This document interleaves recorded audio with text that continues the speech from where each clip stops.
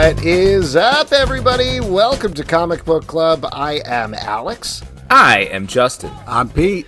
And we're coming to you live from a couple places on the internet. We're live on Facebook, YouTube, Twitch, Instagram, Kick. Maybe you're listening to us later wherever you get your podcasts. And if so, you can get ad-free versions of this podcast and all the podcasts we do. Patreon.com/Comic Book Club. And folks, it is primary election night here in New York. And we're going to be bringing you election results throughout the night because I know everybody is very concerned. Let's about just the do New the York ticker on the bottom. Let's do a ticker. I'll just face it. Yeah, I'll set up. This just in, too damn hot, won by a mile. Do you want me to just put my ranking? I'll put my mayoral ranking. We'll have that going. Yeah, I'd love it. I'd love that. That's definitely what people want. Yes. If you could really bring politics, big, very local politics into this. Well, that was not what I expected to happen. All right. Oh, wow. That's a cute little thing to have, just as Zora number one. Yeah. Big. There we go. Anyway, no, we're not going to talk about that. I have gotten the sense that everybody who doesn't live in New York is very annoyed that we won't shut up about it. But hey, it's important. Yes. And politics is important. But you know what's also important is comic books. Hey, now we're talking. Now you got my vote and attention. Yeah, comic books, number one. And that's it. That's how we're ranking. It's the whole number list. 2, are we thinking? Wait. Or no? What did you say, number 2? Family? Nothing. No, nothing. Quomics? What? I don't know, man. We have 2 great guests for you this evening. Why don't we bring in our first one here? He is one of the creators behind Hoven Crow, and specifically Our Love Unrest. Recently was successfully funded on Kickstarter. Yeah. Ladies and gentlemen, Max Hoven, welcome. Hey, welcome. Hello. What's up, everybody? How are you? Excited to have you here. Excited to have you on and talk all things. Wait, is it Hoven Crew or Hoven Crow? It's Hoven Crow, which is the last names of myself and my writing partner for almost everything I've done. Oh, cool. I mean, very cool last names to jam together. Yeah, that is legendary. Yeah. Yeah, so we just started a production company called Hoven Crow Entertainment, and I just like everything because I do multiple things: movies, comics, whatever we come up with. I just put it all underneath that grand title, and then that's the LLC that I can just throw everything under, and everything links to one website, hovencrow.com, and it's kind of catchy. Genius. And then and it could make me seem a bit more grandiose with the whole wow, it's an entertainment company. I write comic books, guys. How much of an argument was it between Hoven Crow versus Crow Hoven? Ooh. He never gave me any pushback with whose name came first, but he did whenever I first showed him my very first logo was just an H. And he was like, "Hey, where's the crow?" Yeah. I was like, "Well, I hired somebody to create the logo, and it was like an H, and it was supposed to have sort of a crow in the background, like the actual bird, but he skipped that part and just had the H. It still looked cool, but." That's really funny for him to be like, hey, where's the visually dynamic noun of this name? Maybe throw that one in there. Right? That's the more memorable part. Oh, well. Well, regardless, you got the company, you got the name. Great website, too. Oh, thanks. Yes, I do great. design websites as well. You can tell. You go on some websites, and it's like, ooh, but that's a nice one. Wow. I do offer services as a web designer, so I'm glad that you said that so I can use it as a promo. Like, hey, at least he's made one good website. Yes, his own. Pete, before we got on, just spent he was railing on Google for 10 minutes, so you know what he knows what he's talking about there. He's a website guy. I do want to mention, so as we said, you have this project, Our Love Unrest, that we'll talk more specifically about in a moment. This was on Kickstarter back in May and successfully backed. But every week on the show, we have a professional chef down in New Orleans named Brett Macris, who is Stray Bullies. Restaurant called Shift that is amazing that people should check out, particularly if you're on Reddit. Post there how much you love it and upvote that stuff. He either creates or curates a cocktail for us every week, and this week he created one based on your comic book. It's Our Love Imbibed. It's dark rum, cherry liqueur, absinthe, fresh lime juice, pomegranate juice, and a black cherry garnish. Ooh. There you go. So lovely. Real good Great. sounding. Yeah, that's nice summer drink right there. I will mix this together later. Excellent. All right. Well, let's talk about the book, though. So this is I would say, manga-inspired, or maybe straight-up manga, horror, thriller type thing. Why don't you tell us the concept of the book, if you don't mind? Yeah, the whole manga thing can go down a weird rabbit hole. The artist of the book is anonymous. Where she is actually from, unknown, but she goes by the pseudonym Bye Bye Unimund. She's phenomenal, and she self-describes her artwork as manga aesthetic.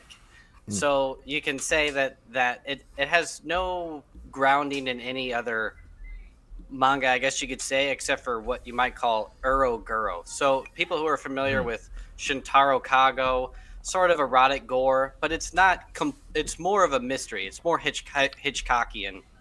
It's at its core, it's a romance thriller that happens to get real crazy at the end, and there's supernatural elements. The hook is basically a guy. It is a baller living in a mansion, and his ex-girlfriend shows up at his house after years of not being with her or knowing anything about her, and she starts giving this sob story and then you learn that she killed her current husband after they had broken up, and she needs his help emotionally and literally to move and dispose of the body, and that leads down this crazy back and forth of you don't know really who is the good and bad guy throughout the rest of the issues. It's only 4 issues long to tell a full story. It's released in the Kickstarter as a full trade, but it is in 4 chapters if we were to separate it out.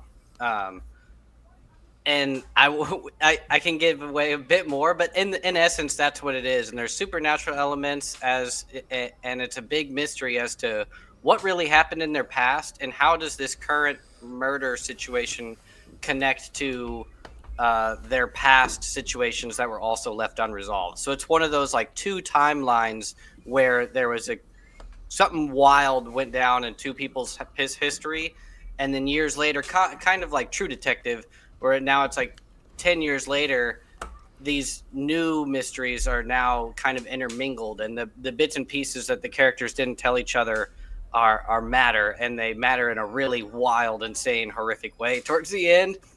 But I will also add that it's a ghost story too. Wow. Wow, twist at the end. And there's no better reason to show up at an X than with a problem. I found in my experience. Oh yeah. That's what we love. Crow and I also wrote another similar. We categorize it as gothic romance because it's sort of in this old creepy mansion house, and it's got these romantic elements or gothic horror. But it's one of our first books was called "It Eats What Feeds It," and it also is this. It's just your story of a young guy in love with a attractive woman, and this attractive woman just throws their life for a loop in truly supernatural, crazy ways, which is kind of what we all subconsciously find really fun, or at least like whenever I'm watching or reading horror, you like that sort of weird sexual thrill that associated with, demons and monsters. There is something about that. I agree. Pete's the first in line to. Crazy. He loves demon sex. Am I getting it right, Pete? Am I quoting you correctly? I've heard you say that. I feel like you're misquoting me. What was that website you were telling us about the other day? You're like, this is you were like, this is a really good website. Demonsex.com. It was gothicdemonsex.com. Yeah. Well, that's it. What he was describing it. I'm just trying to plug his stuff. I guess I'm late to the trend, but yeah, that's what it is. I like demonsex.com/gothic personally versus gothicdemonsex.com. Well, you're more old school that way. You know what I mean? Yeah. They have a good active forum. Not the great chat. Everyone's really good. That's who will read the book for sure. Yes. I need to get on that forum. I'm always very curious about people's experience with Kickstarter, particularly right now, because it feels like it's very much in a growth period where a lot of big companies are using it in certain ways. Smaller companies are figuring out different ways to use it. There are more crowdfunders out there. So since you have experience with it, not just with this, but with other things, what was it like tackling a project on Kickstarter for you right now? It was Tough, but not crazy. This was the first book I've ever kickstarted, and like you're saying, with companies doing stuff, to backtrack a little bit in my career, I had 2 traditionally published books, and one of the ways I started watching your guys' show is my publisher, Massive Publishing, which for whenever I started with them was called Whatnot Publishing. They actually, I had a series with them called Liquid Kill, and the third volume that I was supposed to create basically got scrapped when Diamond went bankrupt, and we kind of never got paid for volume 2. And they were kind of like, maybe you should consider like crowdfunding to sort of make that money back, and then we'll kind of can catch up later. But at that point, I had already started working on Our Love Unrest. And I was like, okay, well, I'll kind of put Liquid Kill on hiatus, but I'm just going to try to front load and get as much of my own personal audience as I can from Kickstarter. So I went through a bunch of courses and stuff. I watched Comics Launch. If you ever know Tyler James or any of those guys, that they're a community of people that just solely kind of dedicate their time to using Kickstarter as their main platform to develop their series, like ongoing, almost using Kickstarter as a publishing line. And I learned a lot from what they had done, and I also learned a lot from how Massive and my previous publisher, Scout Comics, I really dove it. Whenever I had these publishers and editors, I just went straight to them and was like, how do we actually sell this stuff? Like, show me the step-by-step. How do we build an audience? And I dove pretty deep, and by the time I actually started to try to do my own Kickstarter, I had a lot of the groundwork already laid out from trying to get pre-sales for all my other books. So I went through virtually the same motions of trying to basically build out my email list, messaging people directly, getting a front load a lot of people to back it on the first day, kind of building a team, getting quotes from other creators, booking shows and YouTube channels and things like that.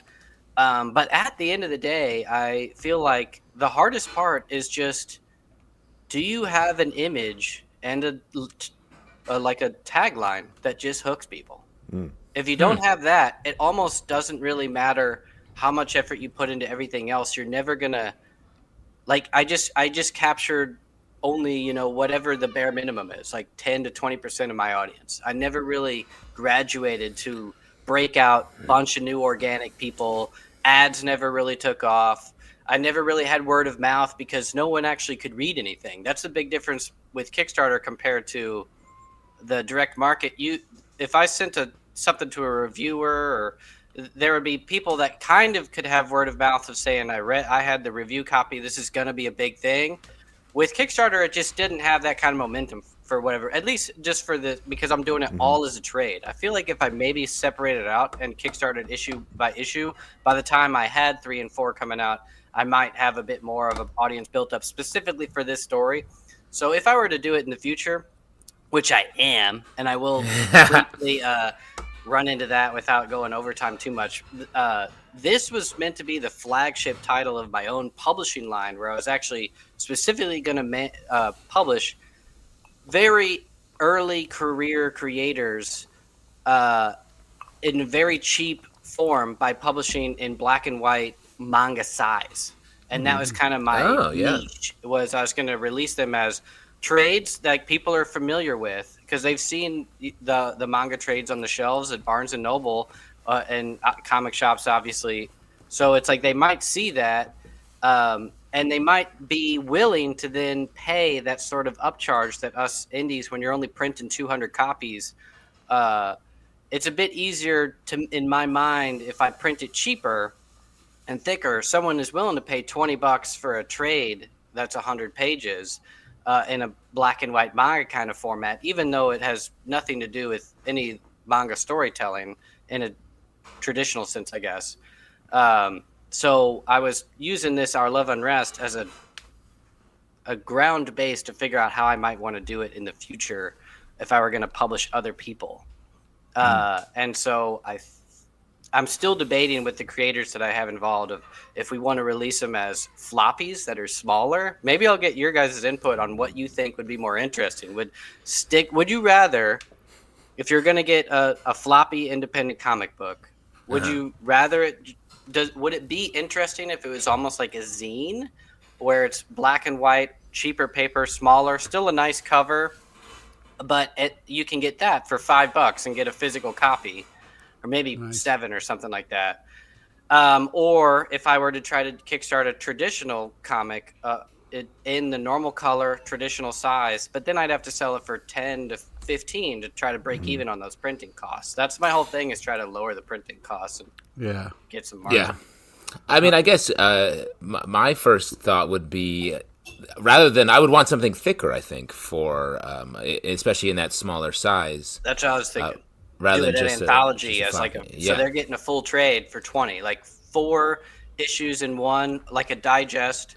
So they're getting a real product. And but to your point earlier, it's like if you can hook me, you got me for something like, oh, this seems cool. I'll spend a little bit more because I'm in. Mm-hmm. I'll throw something out at you that isn't exactly either of the things you said, but I was very impressed by this. A couple of months back, we had a table at BIX, the Brooklyn Independent Comic Showcase here in Brooklyn, and we were next to this guy. I'm blanking on his name, and I really should remember it because he was super nice. But he was selling a manga that he had created. He's American, and the manga, the way that he had made it, which I was so surprised by it, I was like, why are you doing it like this?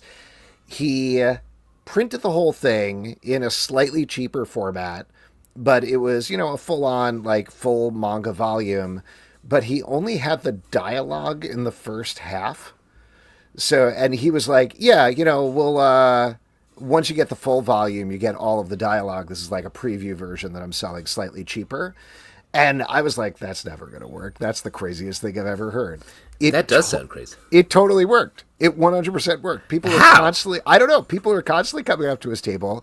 He was selling them on it really quick. And they were getting exactly what you're saying, 100-something pages of manga that he was able to print a little cheaply. And then I don't know if they're going to buy it down the line, but they were into it. That's really funny. So it's like a little bit of a mystery then. Yeah, I guess so. I think the main takeaway that I took from that, beyond him being clearly a very good salesman who knew how to bring people over to his table, was free candy. He did not have the free candy. We had the free candy. That's Pete's thing. Yeah, that's Pete's thing. Pete's bringing them in to sell them nothing. He just loves giving out candy. Please leave. Yeah. You gotta attach a business card to that candy. That's talk business. Free candy, please leave. Beautiful. Oh, that reminds me, actually, we meant to talk about this. Sorry, Max, to interrupt with a little side business. Pete, there's a holiday called Halloween we want to tell you about. We'll talk about it after love the show. it. Sounds exciting. Exciting. All I'm saying is, clearly people are like, wow, I'm getting a lot for my money, and he was able to make it a little cheaper by... Well, but he's saving money on the letterer? I don't think on the letterer or anything like that, but I think by being he hadn't written this it? Is not complete, he was able to print it on slightly cheaper paper with a slightly cheaper binding, and so it felt like this is a test version of this. It's really funny because really the only thing he's missing is creative, something that is free if he's creating the comic. Yeah. When I'm at a con, though, I will buy somebody's kind of zine or whatever, $5, because it's not a commitment. I'll check out your work, support you, throw you $5. That's a lot easier to do than to kind of stop, check out a whole book. That was my thing with as a publisher is kind of the appeal to other creators is the contract is not based upon a period of time. So it's not like they're licensing the rights for a year or 2 years for me to publish their stuff. It's more like it's just under a print run. So it would be as soon as I do this campaign and do this print, it's you get your comps and that's it. You can publish with anybody else if this actually takes off. It's just a stepping stone to help you get out there, because a lot of the creators, they just need anything to get them from 0 to 1. And it's if there's if you have that hook, if it's really there, they can take it from 1 to 2 on their own. But it's like, I'm just helping them get from 0 to 1, and I don't want to do anything to take away or hinder their possibility of getting on a bigger publisher or anything like that. So the thing with cool. I was going to do maybe is like kickstart a trade, but at conventions, I'll do just a print run of like 100 floppies, which if you do those in like literally smaller 5x5 or whatever kind of things, you can print those for less than $1. And then if you do 100, so that's $100 or whatever. And if I can sell those for $5, that's actually them as a creator just trying to get their work out there with somebody that has a little bit of reach like I do, even if at conventions and stuff that they can't get to. That's worth it to them, to where it's like I get my stuff out there, and plus there's a Kickstarter page if they want their piece in a full anthology.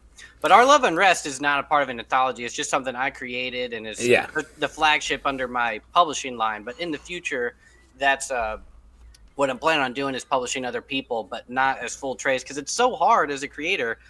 Committing to a trade is a multi-year, 5-figure commitment, and most people don't have that time or money to actually commit to that without getting anything in return. So it's like, if I can help them get a little bit along the way.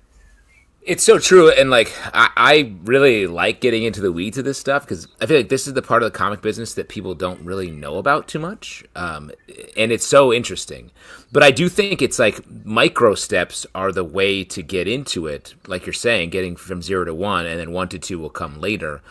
And also once you hit 2, like 3 through 10 can happen really fast. Like if you get something that hits, things start to roll. So exactly, I think that's a really smart idea. Slow and then all at once. You get the best way to live. That's what everybody asks me. They're like, at what point do I actually start?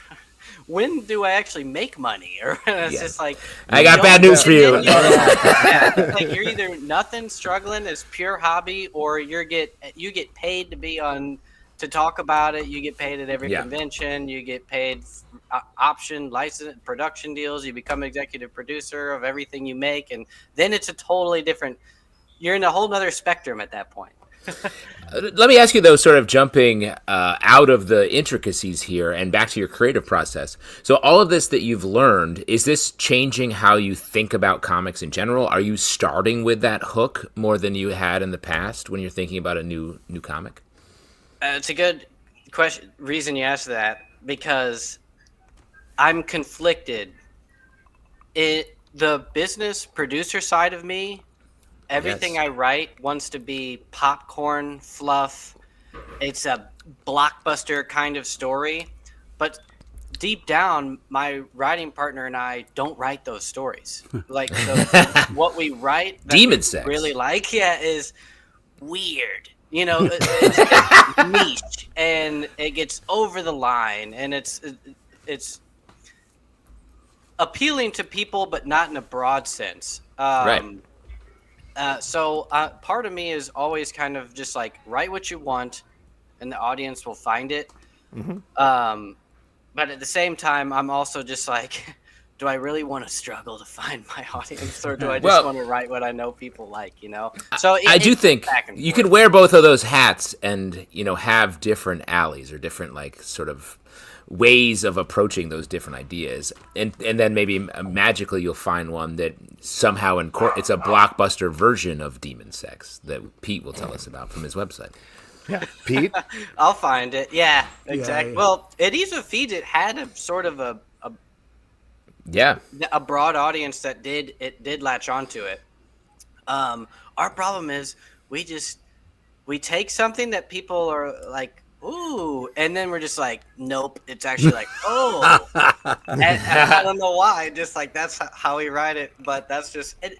My writing partner's super influenced by, and for a long time, foreign horror films and anime and manga, and the tone and atmosphere of a lot of foreign films is much more intense than a lot of our Disney growing up, of just kind of it's just a different tone.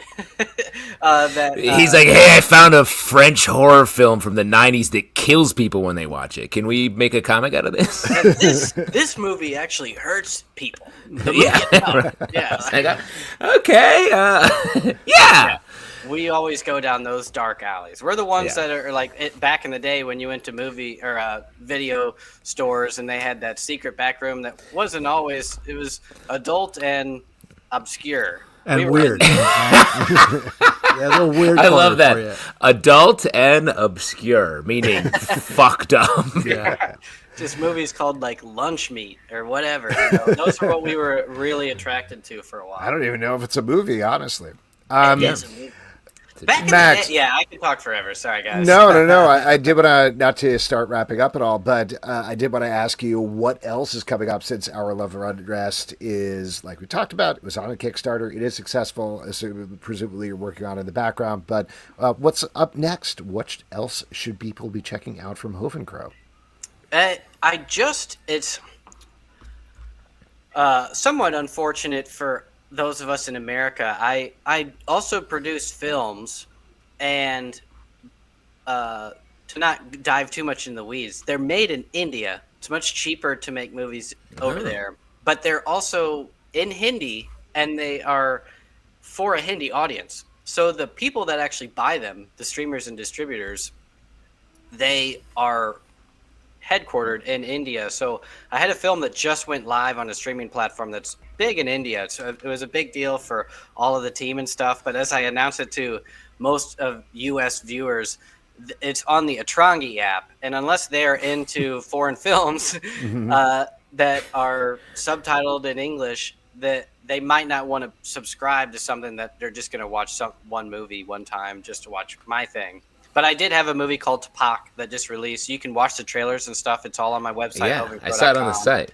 Oh, thanks. Yeah. And that was a long process. So I want to announce that. I'm proud of getting through that. Our Love Unrest is still about to release. And I think the end of July, we should have it completed. And then I'll start testing out printing and should have it released and give it to people by August or September.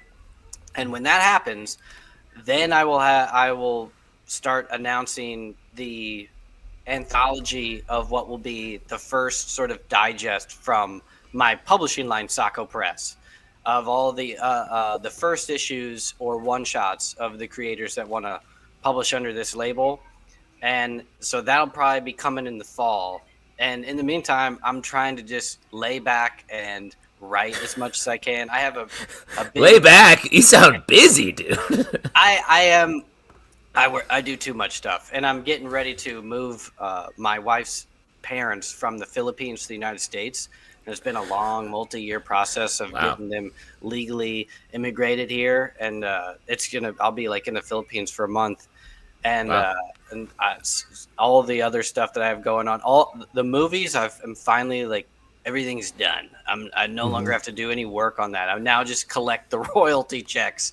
The work is done. So It's just like, okay, and now that Our Love Unrest is out, it's kind of like I'm in a final chill moment. You know how not to talk too much longer, but like when you're doing this and you're like dedicated, you're always writing something, waiting for art, producing something.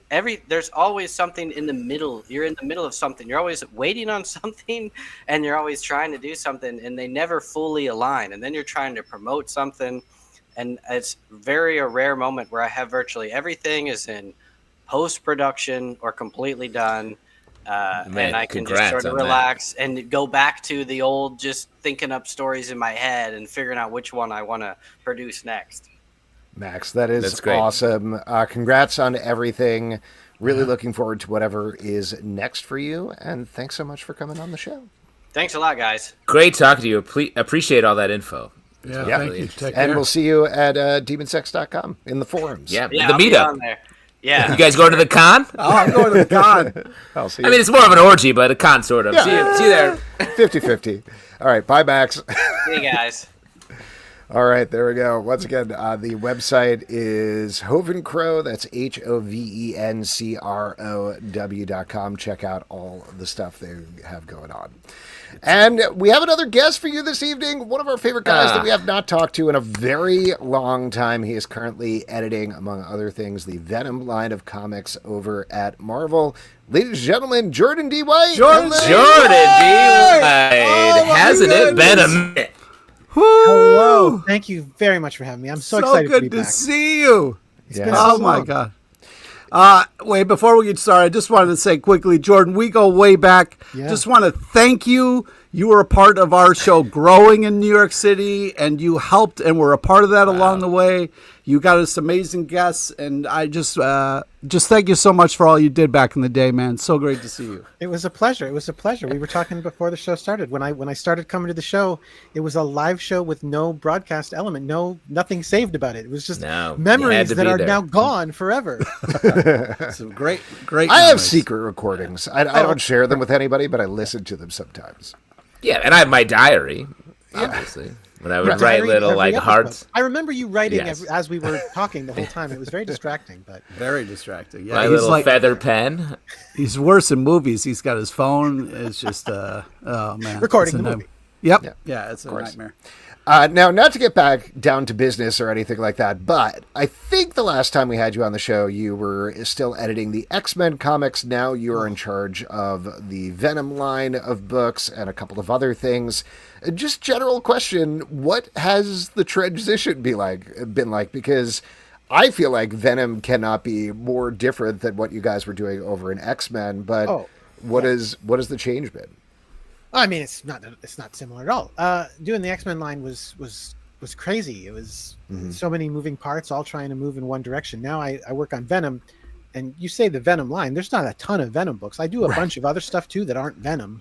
And so it's I'm doing a lot of books, but they're not all working towards one giant story the way that X-Men was. I mean, that might be a slight exaggeration on X-Men. It's not like literally every issue we did was telling the same story, but they were all part of one thing that was moving. Well, and can you talk about that? Because the idea of you had to have like a maximalist story in your brain, even if some books were not quite in line with it, they were still part of that sort of superstructure.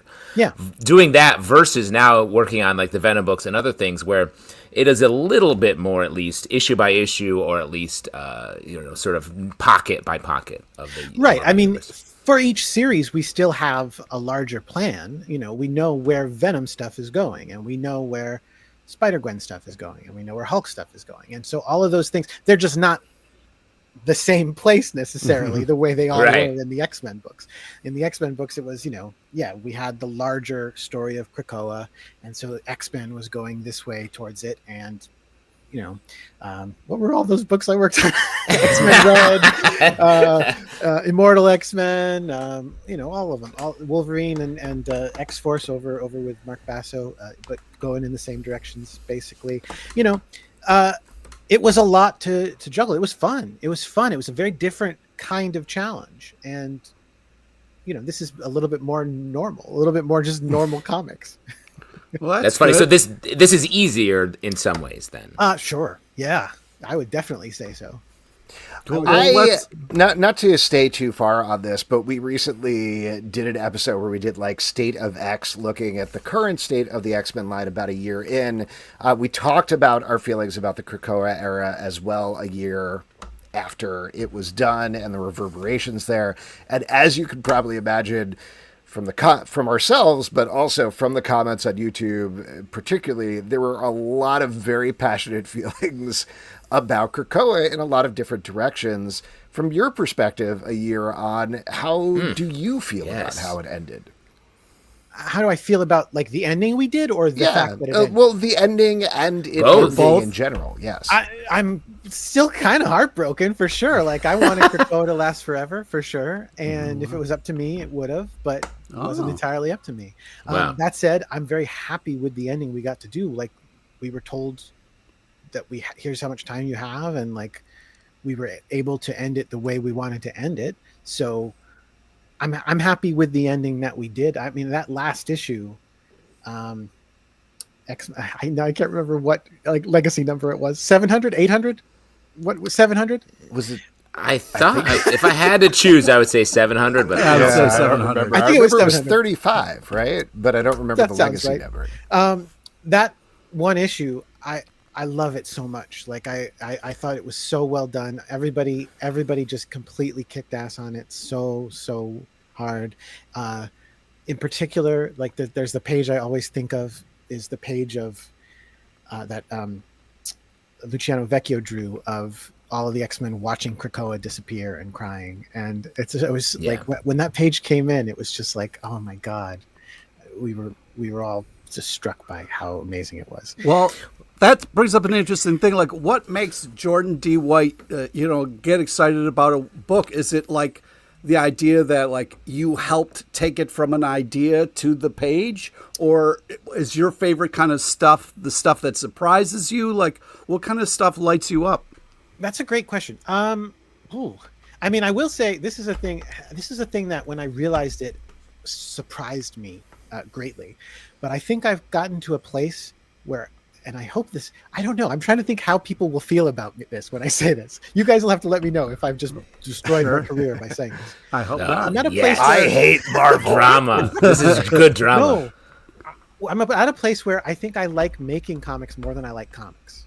Whoa! Oh, interesting. Like, I really love making comics and being part of the creation. Now let's talk about that. Is that just consuming them. facilitating? Yeah. Is it the kind of streamlining ideas? Is it the just kind of like taking something and bringing it to the, like, what about that? I think it's, honestly, I think Is it's it all of it? Yeah. Like I mean, okay, I've done it for a long Yeah, you have. time. Yes, you have. I've been at Marvel. It's very, very close now to 18 years. Which Wow, is congrats. and that was as an assistant editor. So I was doing slightly different things than I'm doing now as yeah. a senior editor, but still. We remember. You remember. Yes. So I've been doing it for a long time, and it's just such a huge part of my life. I have never done anything for as long as I've done that, done making comics. And it's just all I want to be doing. Like, I literally can't imagine what else I would be doing than this. Well, to your sort of statement about liking making comics more than like comics or consuming comics, I think that's the nature of a craftsperson. Like, when you get into something, it's always more about the process. And once you're done with it, you're like, get that out of here. I got the next one coming, and I got to do this one, because that's where you've been able to line up your pleasure with your work in a way that I think is like the dream. And so to answer a little bit more specifically Pete's question, while I do love being surprised by, because writers and artists absolutely still surprise me with like great twists they throw in or like great ideas they have. I mean, it's still got to be amazing when you get pages Absolutely. and get to see. For sure.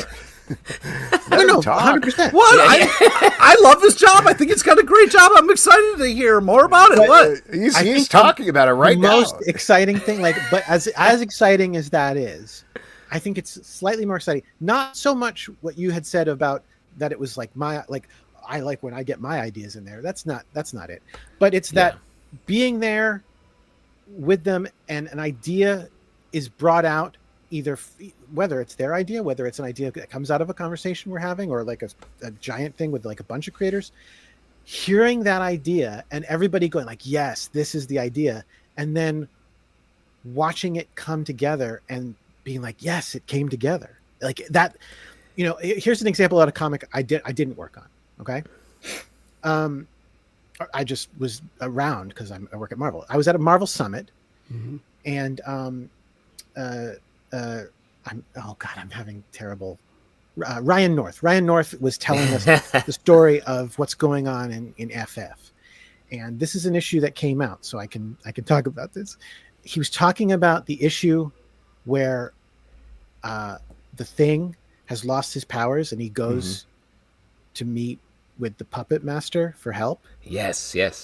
And he told that story in the summit, and I was just like, oh my God, like my heart and like my tears, like I wasn't weeping, but I was tearing up a little bit. And then I read that comic, and it nailed it. Like, it was like, yes, you took the idea and then you gave it life, and now it's here and it's real and it's great, and that is the best feeling.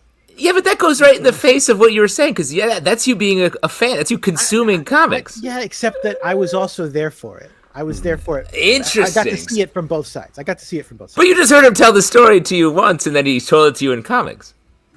Yeah, but you make that sound easy. I'm not saying it's easy. I just think it's funny. You were like, I don't even really like comics anymore. I like the craft of it. I didn't say I don't like comics anymore. You said not what I said. You said you prefer making them to consuming them. But that's fine. But you were a fan in that moment, and then you got to see the final product. I am also a fan of the comics. Yes, exactly. You like comics just as much as the rest of us. Get out of here with this. Working on okay. I didn't say I don't like them. but that's the same feeling, because I'll talk to it's magical Al Ewing, and we'll talk about what's going to happen in Venom. We'll talk about how we're going to do this reveal. We'll talk about how this is going to play out, and then his script comes in, and I get to read that and be like, yes, okay. Yes, here's where it comes, and then or if it doesn't quite land, maybe I'll have to okay, but like Al, this is garbage. What is this? Garbage. Throw it out. and then again, the art will come in, and again that book, like All New Venom, I don't know how you feel about it, and I can't wait to hear how Pete feels about it. But I love that book, and so talking with Al about it ahead of time before it ever existed, was loving it. The scripts come in, they're freaking great, and I give them to Carlos Gomez, and Carlos draws the crap out of them. So good. So amazing. So every step of it. And so you're right. Do I get to be a fan at every step of the way? Sure. Well, when you break it down step by step, it does make more sense what you're saying. But I really think it's just the evolution of your fandom, because you're inside the machine, and you get to be a fan who actually can hold the object in his hands as it's coming, as it's being created. That's really exciting. But let's talk about All New Venom, because that's a book that I'm curious. The tone of that book is such a sweet spot of like, it's fun. It's like freewheeling. It's got great comic book action. There's some drama in there. You get to play with fire with the whole Paul of it all. Like, talk about sort of, it's such a honed spear tip of a comic. Can you talk about how you get to that? Yeah. How did we get to that? So we started on that with, I was working on the previous run, which Al wrote like about half of, but a little bit more than half, right? Let's say, and ended in Venom War, which he wrote. And we were talking about, well, what comes next? And we always knew there'd be a new series, but Al was like, I'd be interested in doing, he brought up the idea of like, what if it's a new Venom and it would do it as a mystery? And we didn't know who it was going to be at that time. It was just, let's do a mystery, and we'll come up with some ideas for who it could be, and we'll figure that out. And so we went to a dinner. It was during a Marvel Summit. We went to a dinner with the whole Spider office that was around. So who all was there? Me, definitely Al. I can't remember exactly who else. I know Nick and Zeb would have been there, I'm pretty sure, but I'm not 100% sure who else. And yeah, we were talking about just ideas for who it could be, and we threw around a whole lot of ideas. And honestly, I don't remember most of them, because once the idea came up of it being MJ, spoilers, Venom's MJ now, if you don't know. Here, real quick though, one of us called it after reading issue 1. Which one of us called it? Okay. Come on. Think about who brought this up. Get the fuck out of here. Yeah, I called it. I cracked it. Yeah, come on, man. What, did you really think it, or were you joking? No, I really did think it, because I was like, there's one character, and honestly, I said MJ, Alex said Paul, and I was like, oh, Paul's actually the better answer, but I still stuck with MJ, and I was just like, Cage. Yeah, naturally Pete picked Luke Cage, but Luke is very cool, but it was because I was like, that coupling, those two don't fit in this comic. They're the outlier, I think. I feel like that's the twist. That's the red herring here. Okay. Yeah, and which is accurate. I mean, yeah, that's Easy they were in it because MJ was Venom. That's the reason they're in that book. But once we hit on Dylan living with them, I also loved that. I just agree. Yeah. One of the things we talk about is I love characters, and I used to say this about Deadpool all the time too, back when I worked on Deadpool. I love characters who want to do good but aren't good at it. And I feel like Eddie is one of those. Like Eddie is like, no, I'm trying to be better. But trying is the operative word. He's not great at it. And he's trying to be a good dad, except he's a terrible dad. He became a dad to Dylan and then immediately blew it, like right away. And so us going like, well, let's put Dylan with like people who can actually try to do right by him a little bit, even though there's also a little bit of a trick to it, like you said with Venom. We're getting a lot of comments here over on YouTube about Paul, who, as we referenced, is like kind of a hot button character. But I want to say, to like bounce off of what Justin's saying, I think you guys hit him perfectly in All New Venom. I love it. And the reason is because like he's kind of just a regular guy who's trying to do the right thing. Everybody outside in the comic book world reading comics for the most part is like, he is the worst and I hate him and I hope he dies. In the comic, he's also like kind of the worst at the same time. Like there's this line you're straddling where he's a good guy and he's trying to do well, but he's also, every choice that he made is like, stop it. That's annoying. He's annoying. He's annoying and he's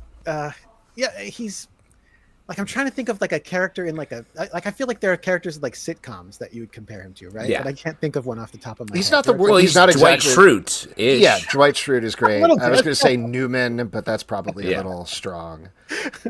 He's not as weird as Dwight, but he is like. Well, that's why I think he's the character that I meant with the tone, because like Paul is someone who we're getting almost like meta. It's a little bit Deadpoolish, this book, in the way that it is like sort of calling you out, the mystery of it all. They were playing with our emotions in a meta way.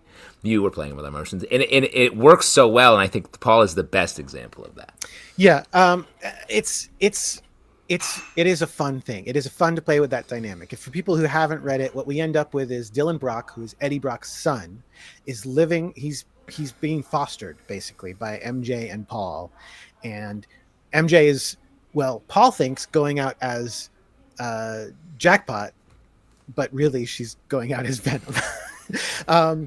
And Dylan hates Paul. He thinks he sucks.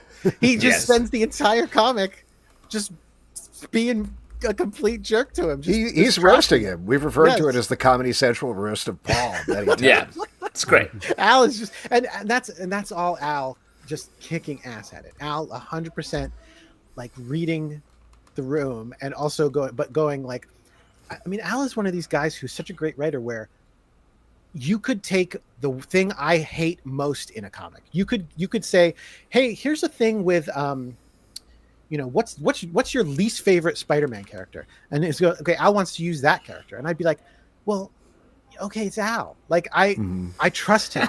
He'll find the thing to do with that character. He'll find the way to make sense out of that and make it work. Like he's as comics I worked on and comics I don't work on, I'm always kind of astonished by the work that he does on there. What he like on his Immortal Hulk run, which again I didn't work on. That was just so good. Great run. There was a part where obviously he wanted to use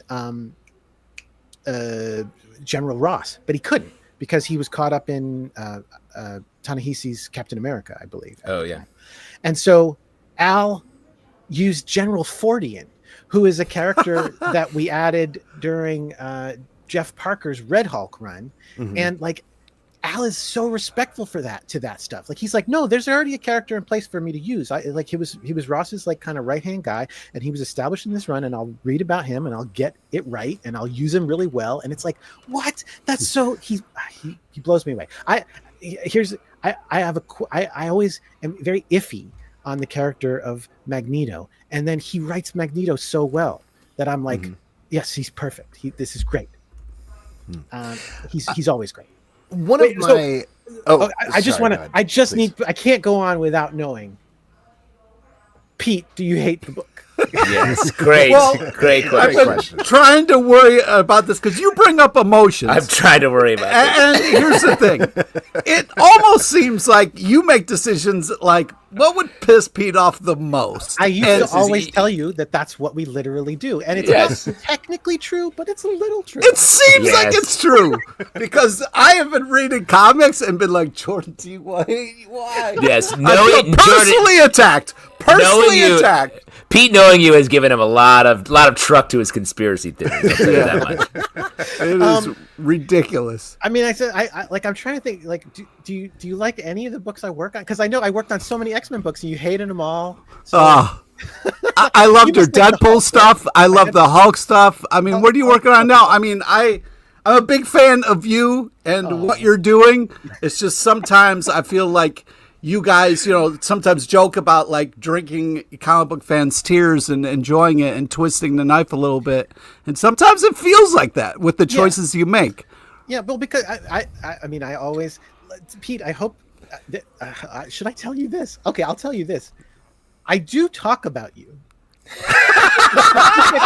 Yes. There's a specific conversation we had that I very much refer to lots of people over the years. Wow. Lots of people. Tell. The conversation that we had, it was about your favorite character, the Punisher. Right. Sure. And which I asked you, because you were complaining about us making comics that make life difficult for him. Right. Like him getting almost killed or killed with Frankenstein or various things like that. Right. And I said to you, are you telling me you want to read the book where Frank goes, well, there we go. I did it. Crime's done. And you were like, absolutely. That's what I want. And I was like, you're an idiot. Yeah. Well, it's that thing a little bit. That's not true. You don't want that. That But there is this thing. If done well, I think it could be nice. One issue. Well, yes, a couple issues. Give me just a sunset. You talked about crying up and tearing to see the, island go down, and it was like I had the same thing, but I was happy because I was like, "Fuck that fucking island.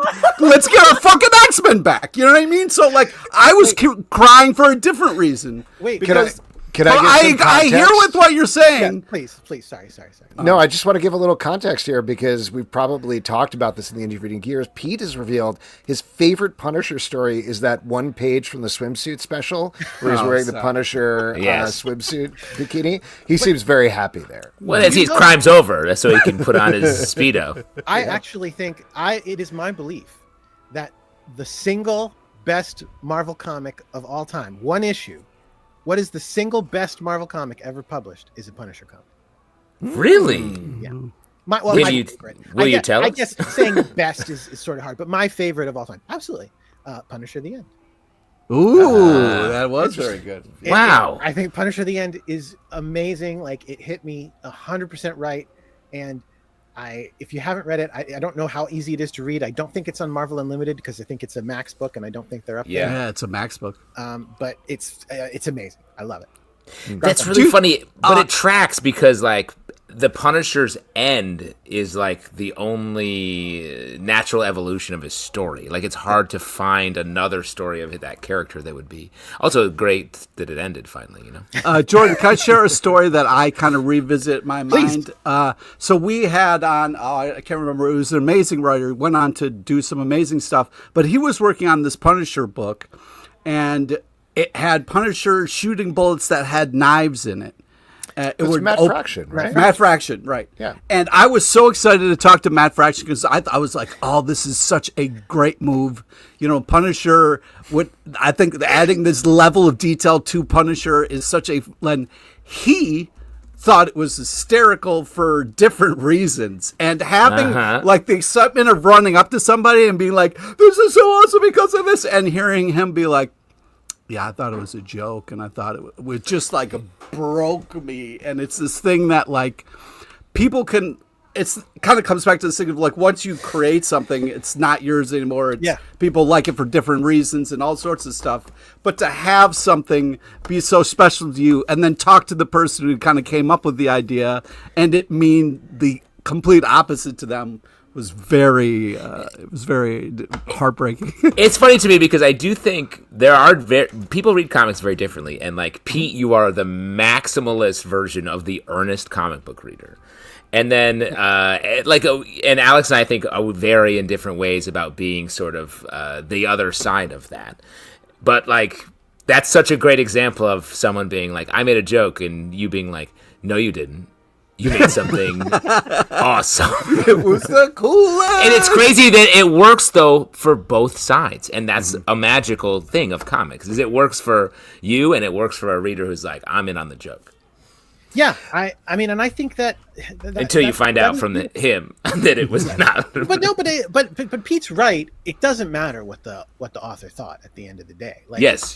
He if Pete gets the enjoyment out of it because he thinks knife bullets are the coolest thing in the world, that's great, and that's what it is now.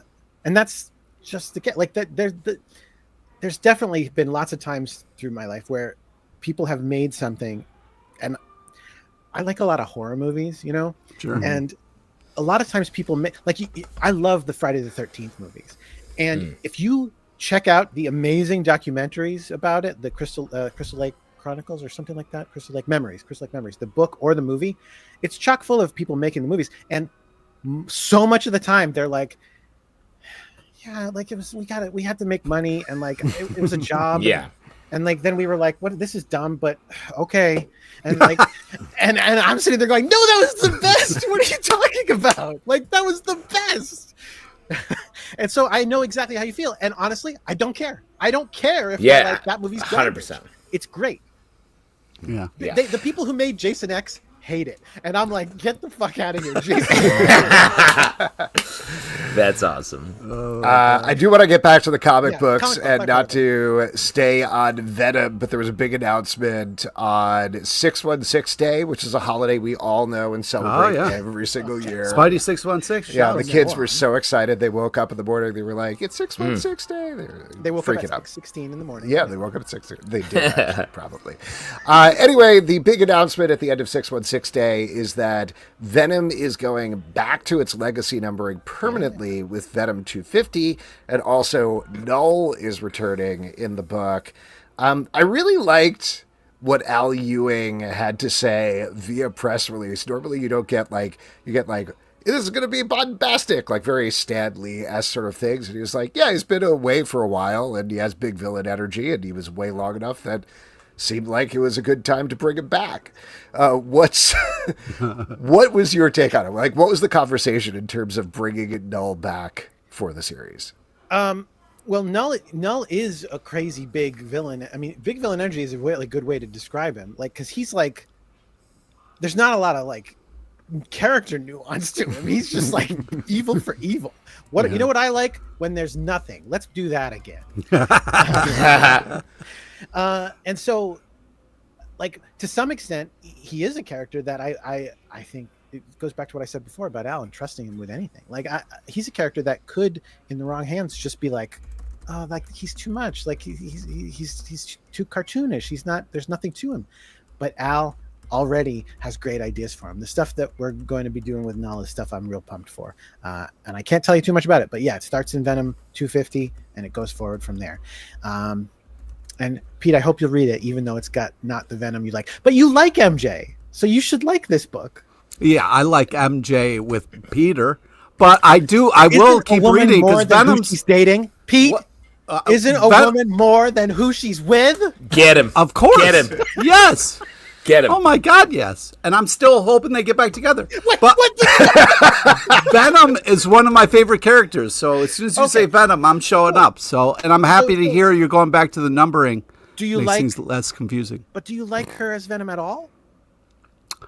I mean, not yet, but I'm still there. I'm still reading it. We should clarify, it's not Mary Jane because she died, right? She died and then was reconstituted via Great Venom. point. Yeah. So this is entirely new. MJ, evil Paul, the evil genius, grew a MJ clone in a vat and said, "I will control her."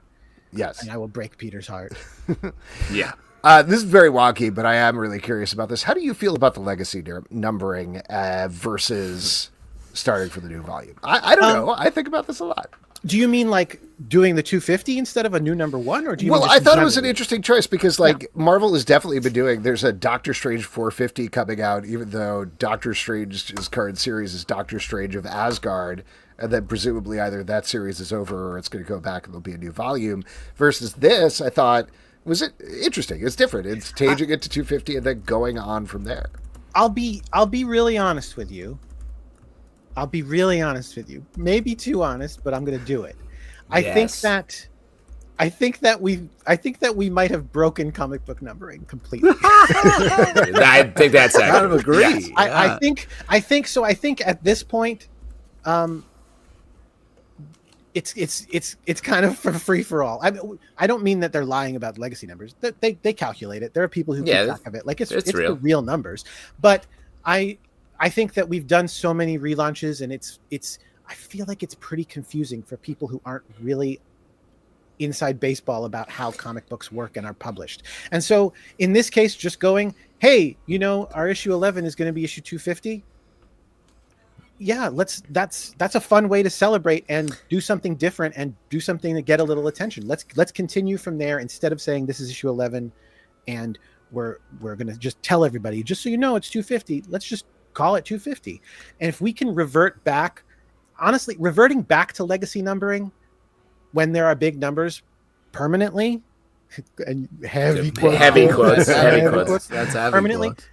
It adds a little bit more credence to the idea of legacy numbering. It kind of adds a little bit more to the idea of, hey, everybody, the legacy numbering is the real numbering, and there's going to be 10 more number ones between now and like the next 100 issues, but the legacy numbering is real, and so you can always keep track of that, and you can always do it, which is funny to hear me say, because during our X-Men run, I was like, don't you put those legacy numbers anywhere near our books. Nah. We're doing something That's new funny. here.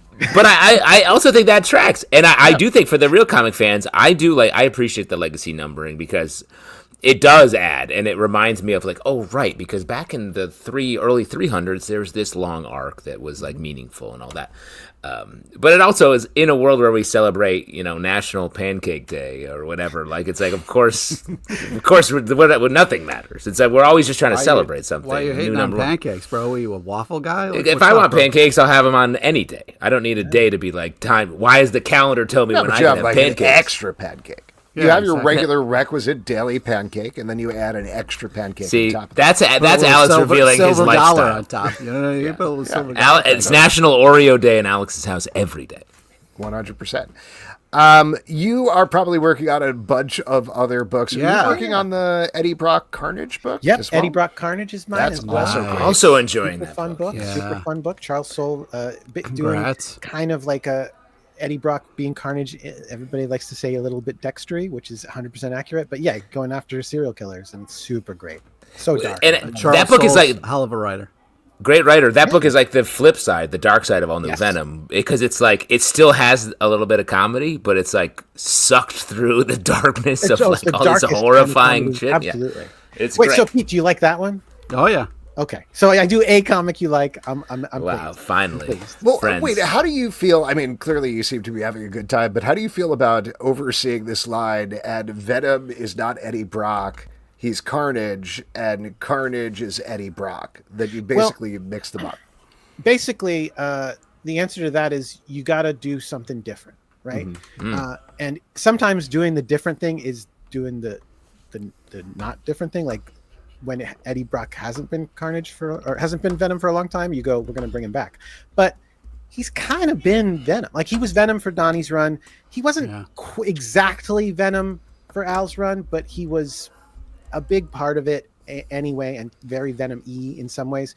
So we were trying to do something new. And the idea, and Carnage, meanwhile, was actually Cletus again for the first time in a long time. Yeah.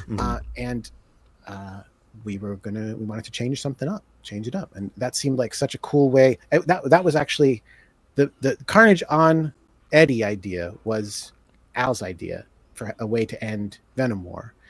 And we took just that nugget, like not what he was going to do with that, but just that nugget of Carnage on Eddie, brought that to Charles, and Charles was like, I know what to do with that. And he cooked up this series, and I love it. And I love that there's a very different tone. I mean, again, I said this all the time back when I was on the X books, and some people disagree with me, Pete, but I wanted to make X books for all sorts of people, so that if you don't like this kind, you can try this one or this one over here. Like I didn't want them all to feel exactly the same, and the same is true here. Even though there's only two, I want to do two different symbiote books, and we basically split the split the pair. Is that what you do? I don't play poker. Yeah. Yes. We took Oh, okay. the Venom symbiote, went over Blackjack. here with Venom, and we took Eddie Brock and put him over here with Carnage. And it was like, we got both pieces. They're just in slightly different places, and they're doing their own thing.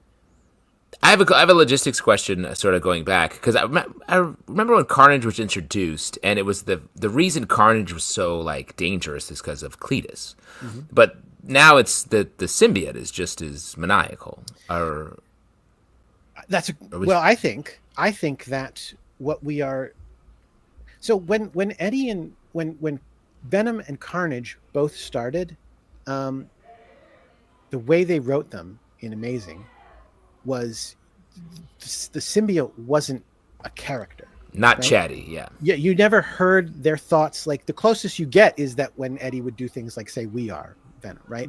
But Right. that was it. Like you'd never know what the symbiote is thinking.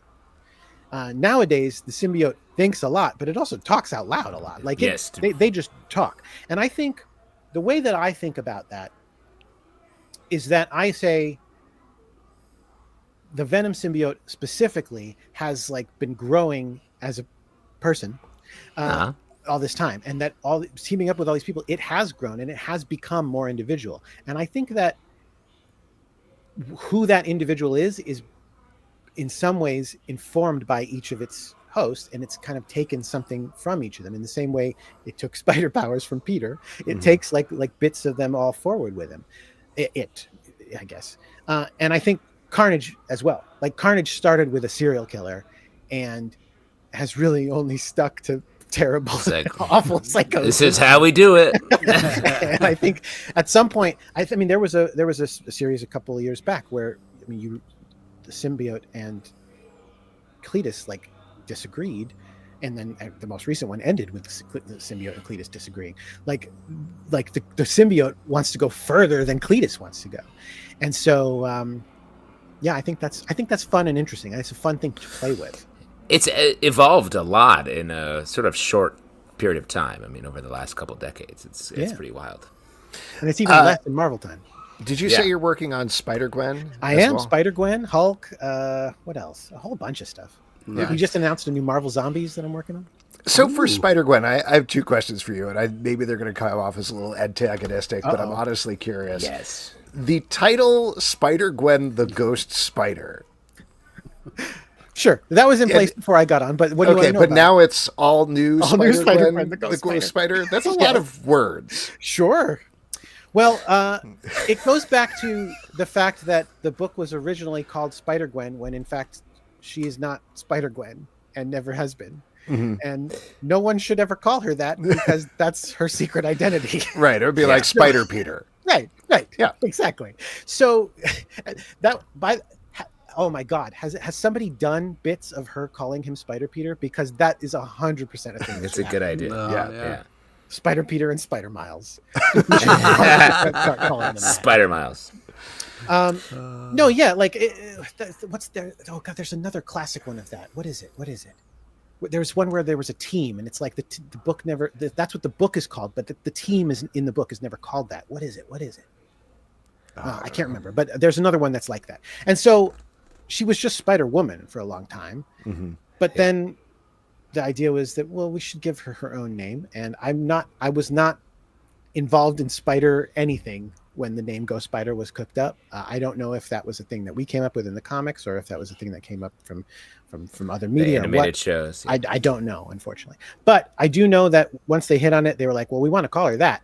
And I think, though, rightly, they were like, but Spider-Gwen is the name all the readers know, not Ghost Spider. So...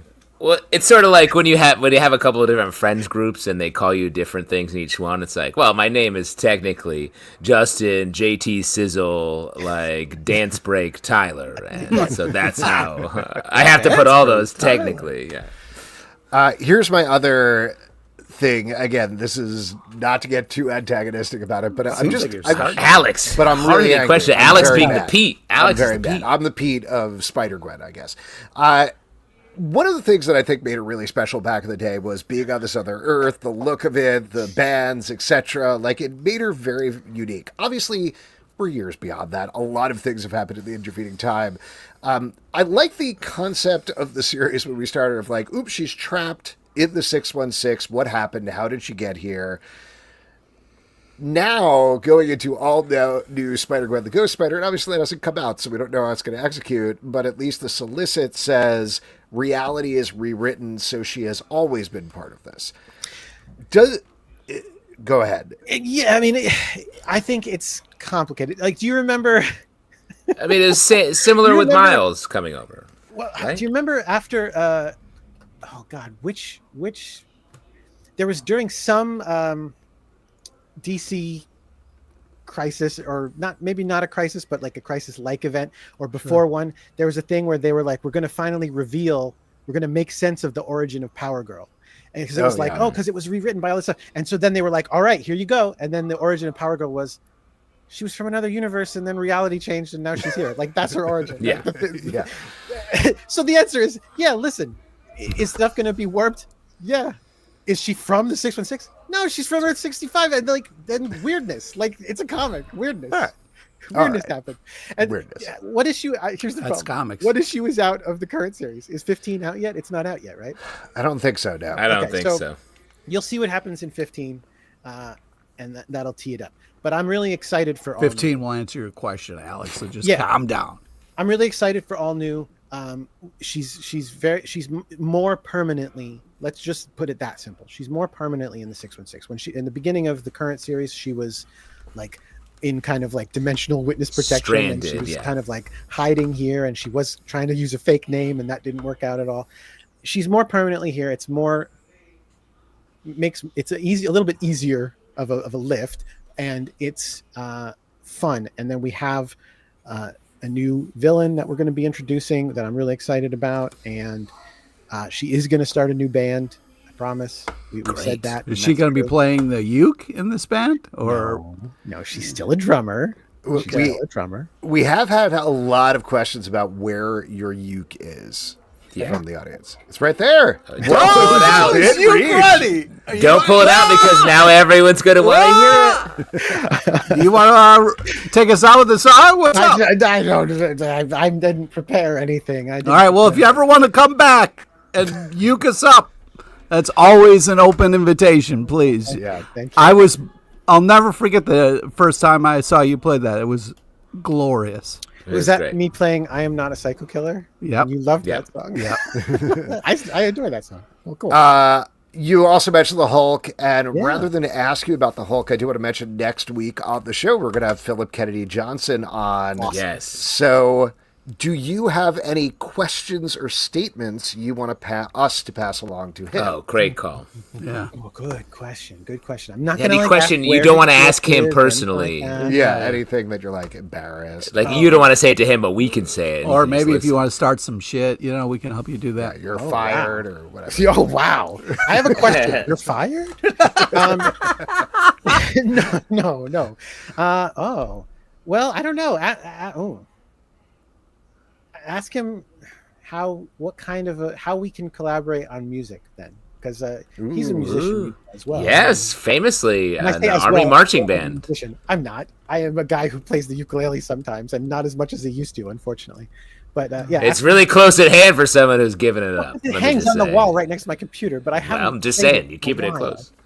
I don't keep the flute I played in 3rd grade right here. That was so No, that's good. Long gone. damn. Well, listen, I know you're working on a lot of stuff, but usually we would say goodbye at this portion of the show. Instead, Jordan, would you like to hang out for the rest of the show? Sure, just like the old Holy days. shit. Oh, wow, this never happens. There we go. So we're going to move on to our next section, which is my favorite section because you all make it up. It is your audience questions. Yeah. And for audience questions, all you got to do is drop a question in the comments over on Facebook, YouTube, or Twitch, and we'll get to it. Just before we do, while we're killing a little time for any questions, though, I think I saw a couple pop up already. What are you guys drinking? Yeah. Pete, what are you drinking tonight? This is the last of my little mixed bag that I got here, so it's the Headhunter. Nice, the Headhunter. And then what do you shift to after that, Pete? Just maybe Labatt's, you know what I mean? Roadset. Good man. Good man. I've got a Modelo. Nice. Keeping it light. Nice. Keeping it summer. It's like 95 degrees in my life right now. All right, so we had a couple here. This may actually... Wait a minute. What about me? Oh, what are you drinking? Yeah. I got not really Slurm. It's caffeine-free Diet Coke. There we go. And I got some sweet water going on. Oh yeah.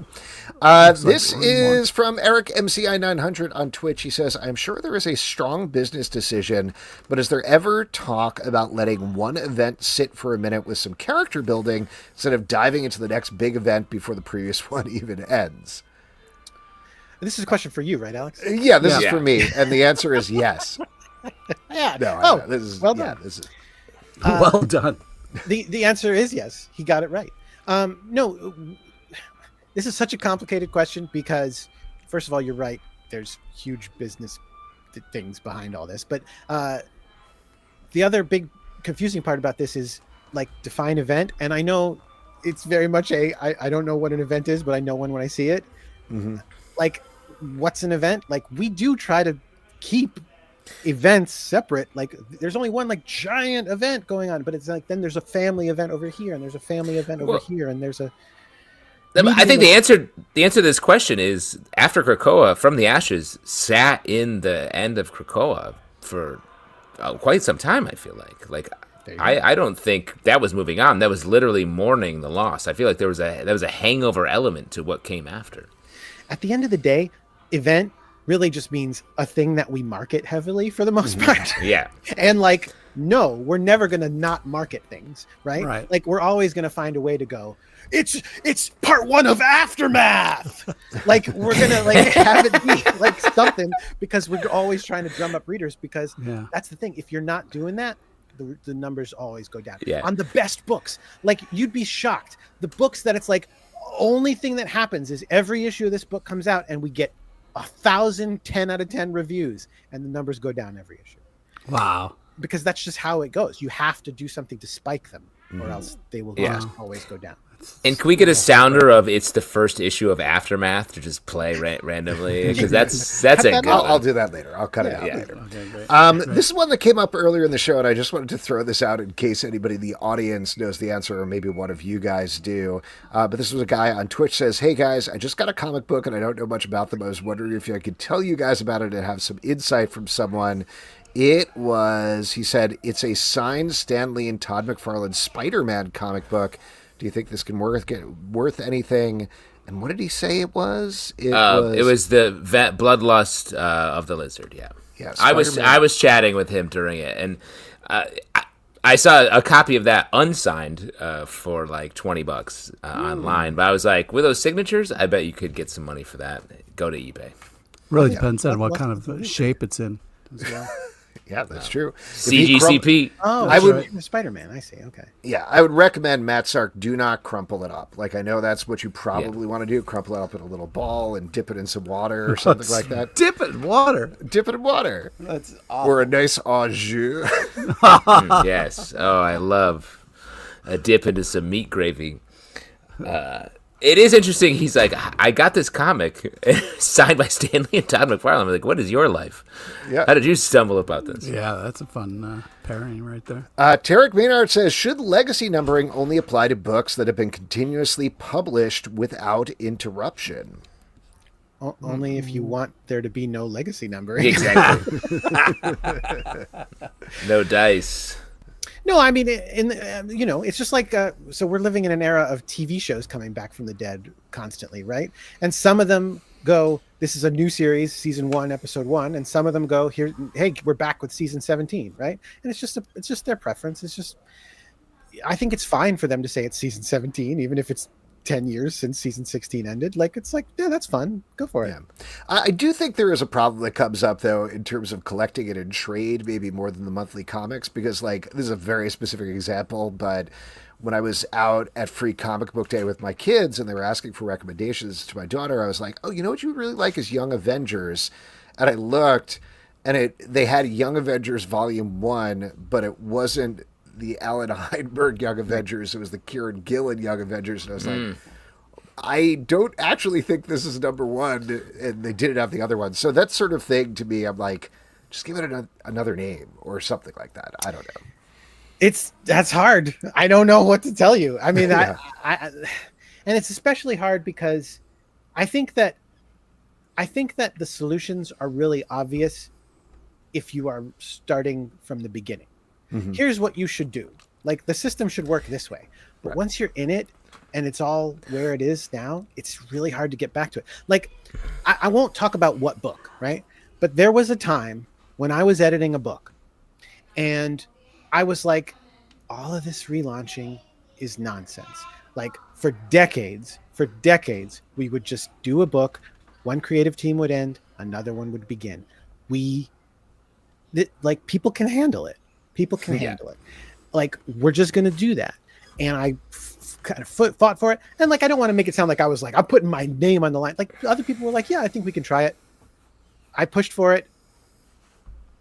It was a bad idea because the sales on the first issue of the second creative team, were less than the last issue of the Oh man. and it's like, if we had called that issue 1, it would have doubled. Yeah. And I was just like, I tried to do the thing that I thought was best for the medium, but it was bad for the book. Well, and I also think like it's a problem that solves itself because the people that want like Alex, you will find that real Young Avengers first volume because you know what it is and you want it. The person who's like, I like Young Avengers because I'm young, and then they buy that and they're like, this is cool too. But I think he's right, because you're saying that, but you're talking about Alex, who is an expert. Like, right. I mean, I don't know if I'd use that word, but yeah, I would definitely. all three We of know you are you would. experts. Yeah. But my point is, if Alex says to somebody who isn't an expert, hey, you'd like Young Avengers, and they're not his kid, who he can then make sure to go buy the right one for, they're going to go out and go, and that's a bad example because Kieran's volume is great. Yeah, it's really They're good. not going to it's get really the right good. one, though. They're not going to get the one he was talking about. Is the point. right. And there are other series where they're going to be a much more dramatic difference between volume 1 of one person and volume 1 of another person, where it's going to be like, no, that's not what I meant. Don't read that one. So I don't know. It's a tough one. Scheuchler asks, who's a character you never want to see get a title, though you know you'd still read it? All of them, I guess. What? Wait, what do you mean? You don't I want mean, any more comics, but you're going to read No, them? I'm going to read them all, and like getting a new title is just what's happening. Oh, I see what you're saying. Versus like, You mean like Amazing Spider-Man #1. I think they mean like Speedball #1.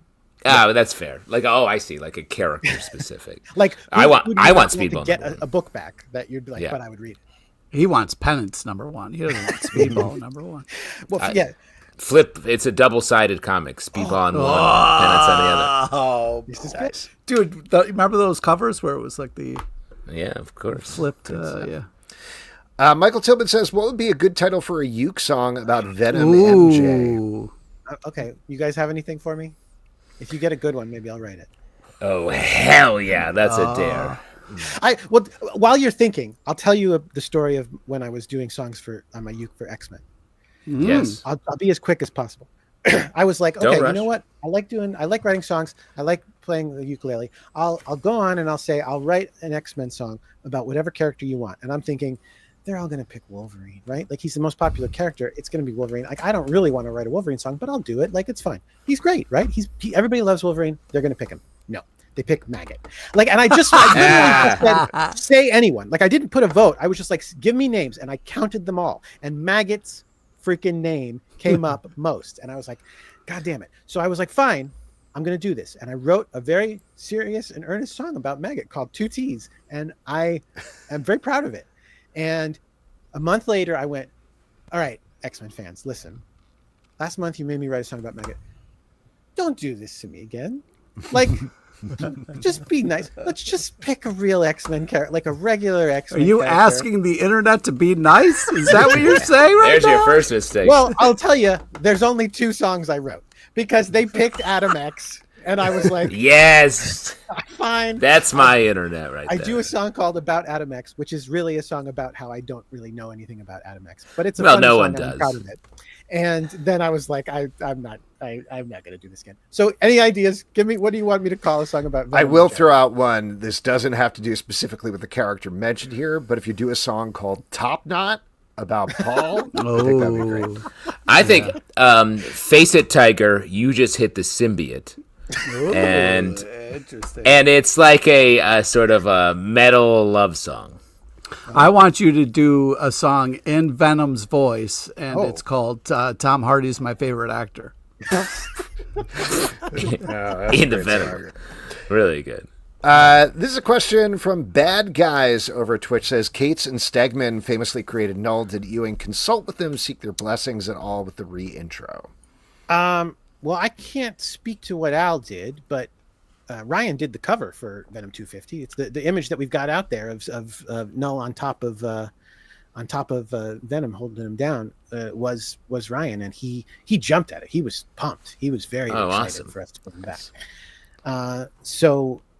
And I haven't seen Donnie for a long time. Actually, the last time I saw Donnie was at an advanced screening of Venom 3. We went and saw Venom 3. Wow. And it was good to see him there because I hadn't seen him. I worked with him a bunch back in the day. Yeah. Yeah. He was your intern, right? He was my intern, and I recorded a Rush right. song at his request on the ukulele back in the day. I think Subdivisions. Ooh. you brought him to our show, I think, way back. When he was I an feel like intern? he's told us that when he was an intern, he came into the show because he told us that when he was on the show once That's he great. was in comics. Yeah, and as my intern, he drew the stick figure recaps for the Ant-Man and Wasp series that Tim Seeley and that Tim Seeley wrote and drew for me. And so his first Marvel credit was a special thanks for those recap. Oh, drawings. that's awesome. Oh, delightful. Look at you cultivating legends. Stray Bullet says, okay, this is a legitimate question. We talked about childhood movies that scarred us in the Comic Book Club Discord. Are there movies that scarred you from your childhood? Nightmare on Elm Street definitely scarred me. I was at a sleepover. We weren't supposed to watch it, and I didn't sleep for weeks after that. My parents were so pissed. Weeks. And that's why you hate horror. The movie Nothing But Trouble I watched as a young person. Wow. That was fucked up. Yeah, Really. it was. Those Such a big weird- babies Oh, those big babies, dude. Chris. did not. And like. even the hot dogs, it was like, oh my God, it was so fucked up. It's so lame to say this, but like the Large Marge moment in Pee-wee's Big Adventure always got me. Not anymore. Now It's- I'm like, it's just ridiculous. accurate. But Dude, at the time, I was like, oh no. The Who Framed Roger Rabbit eyes got me as a kid. I mean, Alex's famous reference. Yeah. There's a bunch of them. I mean, they in the Discord. We mentioned he's very Can you scarred. believe it? Alex is very scarred. Poltergeist, definitely. Like I walked in when my parents were watching it right on the cloud scene, and I was like, oh, gonna marry one day. So Oh, that my scarred me. God! Like That's opposite, great. like reverse scarred me. Nightmare on Elm Street. I turned on called TV Fetish. and there was a commercial playing for Nightmare on Elm Street, and it showed the scene where Freddy reaches through the bed and pulls Johnny Depp into the bed. Yes. Since that day, just the commercial, I have not been able to sleep on my back because I associated sleeping on my back with Freddy is going to get me. So if I sleep on my stomach, I can see him coming. And I haven't been able to break that habit. Smart. That's just Sorry, smart. I'm just writing down prank ideas for you. Let me just write that. Sorry, I'm just gonna write that down. And I have a bunch more, but we're running long on the show. Hartford 1988 says, this past Saturday, I had tickets to see Hamilton at the Rogers Theater in New York City. Pete, New York City is a place with big buildings. It can be scary for country Informative. folks. My question, what comic or book would you like to see made into a Broadway show or musical? Great question. Famously not great Spider-Man so After far. Dark. After what was that? Spider-Man Turn Off the Dark? Turn Off the Dark. Yeah, that was. Yeah, though I will say, so I did one of my talks at Bryant Park today, so I was talking about Archie comics. That's the stuff that we were talking about. And I had forgotten, because I was talking through a bunch of Roberto Aguirre Sacasa's history of the company. Great call. He was the guy who fixed it. Spider-Man turned Yeah. off the door. That like it was an absolute mess for months, and so they brought him in, and he put it in a shape where like you could put up a show and people were like, People yeah, weren't it's all right. dying. Basically. People were not dying. Yeah, Yes, that's a so huge he saved improvement. that show. Stop killing people, he said. I mean, this is stealing Pete's thunder, no doubt. But how about a Murder Falcon rock opera? Oh, that would be amazing. I was thinking Why the Last Man might be an interesting play.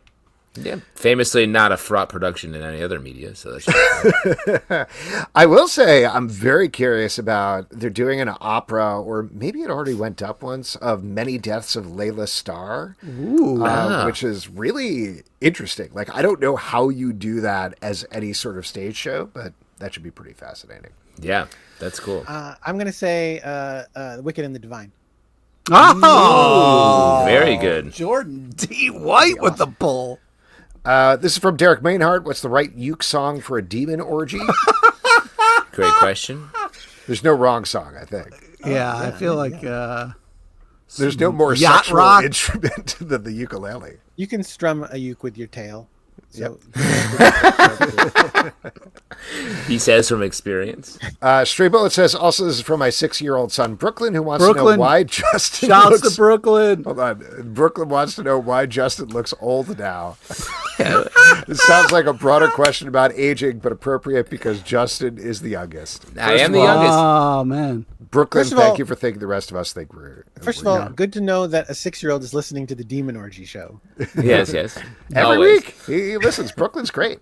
Brooklyn's Hey, one man, of let our me- favorites. Let me tell you, the road kills you. It's tough out here. You just got Podcasting back every from week. the Fan Fest, and before Fanatics that was Fest. Yeah. the Pope blessing or wherever that was you were at. That's a Yeah. conclave, yes. I think probably because I have facial hair. I hope It's the lighting. I think it's the lighting. I am because I am in So, complete yeah, darkness. yeah, I think yeah. darkness helps me look younger. I don't know. And I just want to say, I think Brooklyn you look good. disagrees. You look good. This is a show of all graying beards. So. Yep, pretty much. Various stages. Bad doing Guy pretty says, well. what is JDW's fave Marvel movie and Marvel TV series? Great question. Favorite Marvel movie? JDW. Probably. Oh God, it's so hard. Yeah, it's tough. Probably Spider-Man: No Way Home, because I just really did love it. Like I love Spider-Man so wow. much, and it made me even like Spider-Man, Andrew Garfield Spider-Man, who I didn't really like very much in his movies. Really? Yeah, no, I like his portrayal of Spider-Man. I think he's- those he's movies great. were worse. Yeah. Right. That's what I really mean. Although I just, honestly, again, I don't want to be too critical, but I thought he was too cool of a Peter Parker, like way too cool. Fair. Interesting. HOT. Yes. But I loved it in the context of that. Like it was just so much fun. It was here's where I get hopefully not too offensive, but I was definitely like, I have often said that Spider-Man is my religion. Like the thing people get from religion, I get from Spider-Man. Wow. And so watching that movie was so beautiful. And then it made me think, like, should we do a Jesus cinematic universe where all the Jesuses get back together? Like That's multiverse. Funny. But, let's put that aside. Spider-Man is amazing and great. TV show. Oh, that's a real toughie. Father, Son, Holy Ghost are the three Spider-Men. Obviously. Oh, which one? So the son is obviously Tom. Our guy, Tom. So then Andrew's the Holy Ghost. Exactly. Yeah, I guess so. Exactly. It matches. It matches. Do you want to that's a say real tough Punisher season 1? Do you want to say Luke Cage? Do you like you love him as the Punisher? I do, yeah. Bernthal? Yeah, that's great. I'm glad to hear it. Yeah. I think You don't? Well, so the problem, I don't want to get too into it, Pete, because I could talk about the Punisher with you for ages.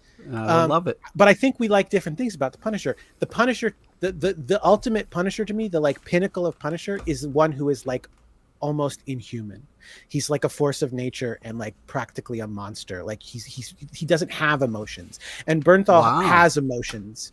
And so I was always like, he's too human, because I'm thinking of like Punisher Max Garth Ennis, like he's like the shark, man. Like he's just gonna kill who needs to kill because he's dead inside. But Bernthal is a really good actor, so like I appreciate what he's doing. He's just not exactly what I was looking for in Punisher. Although I hear I haven't watched Daredevil yet, and I'm really sorry about that. Oh, but that's I hear okay. that he gets darker in that than he did even in the old stuff. So I don't know. I look forward to seeing it. I'm Jessica Jones season 1. I'm gonna go with. I'm gonna go with. I like the weirdness of WandaVision. Like it was so weird. Yeah, Good. yeah. Yeah, there's nothing wrong with that. WandaVision is very respectable. Yeah. I would disagree with you a little bit, though. I would just like to say what's interesting to me is for somebody to make this decision to become the Punisher. I understand what you're saying, because I feel like for what happened to him, it happened. This is my interpretation, and I'm not trying to put anything or insult you in any way. My interpretation, he loved so deeply that he then became dead inside and became this kind of killing machine. You think he loved his wife and family, is what you're saying. Right. Right. But I think that through his kind of let's get a dance break going. JT Sizzle bring back his dance break name there. I do think that he becomes more and more alive as he kind of goes. So I do think it's an interesting and kind of interest. I do understand what you mean when you say shark, and I do agree with that, because I feel like sometimes when he's portrayed, I'm like, who is this guy? You know what I mean? So that makes sense. But I think I'm willing to say I'm probably at least partly wrong about the Punisher, because there were many, many, many years of the Punisher that I didn't read or enjoy. I got into the Punisher with Garth Ennis. So to me, the Punisher, his secret origin is Born, and that extremely dark story of him in war becoming the thing. That's a legendary. I mean, Punisher. So to me, like, I think of it like, yes, of course his family died in Central Park, but I kind of part of me goes like, but he was already broken. But again, that's the Garth version of it, and so I know there were so many decades of Punisher before that, and to the side of that and after that. So there's lots of Punisher to go around. Pete, do you believe that? I do think Punisher Born is amazing. I just think of that epic cover; it makes me think of it. But I do agree with what he's saying. I do think that I'm a little disagreement about that, but I do think that I can understand why he's saying that, the war and stuff like that kind of killed him and made him more of a machine, and that he can just kind of like hit this switch and become this kind of like shark-like killing machine. Do you feel like the ideal version of the Punisher is if he was able to turn into a little gun like Megatron? Would that be like the best possible? That's his dream. Yeah. Right? No. Yeah, and then he forces people to pick him up and fire. For someone who shoots guns and fetishizes guns like Punisher does, being a gun. I don't think he fetishizes. I think guns are just. You don't think he fetishizes guns? That's right, Alex, are you cool with me like bringing that idea to the office and like shopping it around? Yeah, go.